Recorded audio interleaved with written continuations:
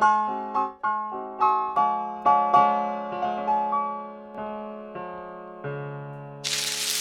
just for a moment want to point out the advantage of using tracing paper. When you take a pattern out of the pattern packet, if you use home sewing patterns, trace it off with tracing paper. That way, as you correct the fit or change the pattern in any way, you can always go back to the printed pattern.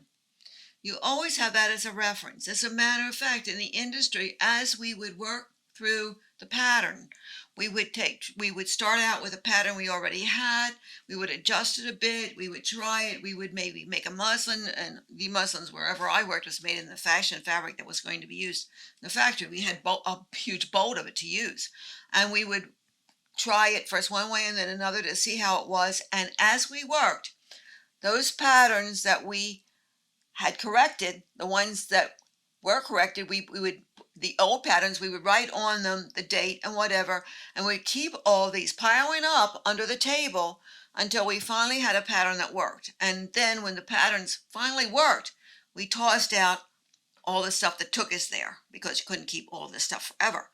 But that's the best way to work. And I want to show you with pattern paper. Okay, how do you cut these long pieces? When you're cutting off a strip of pattern paper to use, this is what you do. You fold it. Now I'm just folding a little piece, but imagine it was a long piece that I had folded. You take a transparent ruler and use that to cut. See that? And you can see how fast that is. All right, so I'll just throw that away. That was just a demonstration so you could see how it's done.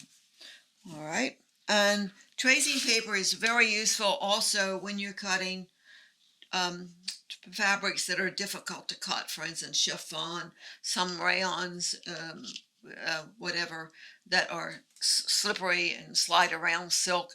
You can put the tracing paper underneath, put the fabric on top, and on top of that, put the pattern if it hasn't been cut out already. You want to cut out patterns with the fabric. Don't cut out patterns ahead of time and then cut the fabric from the cut pattern. It's a waste of your time.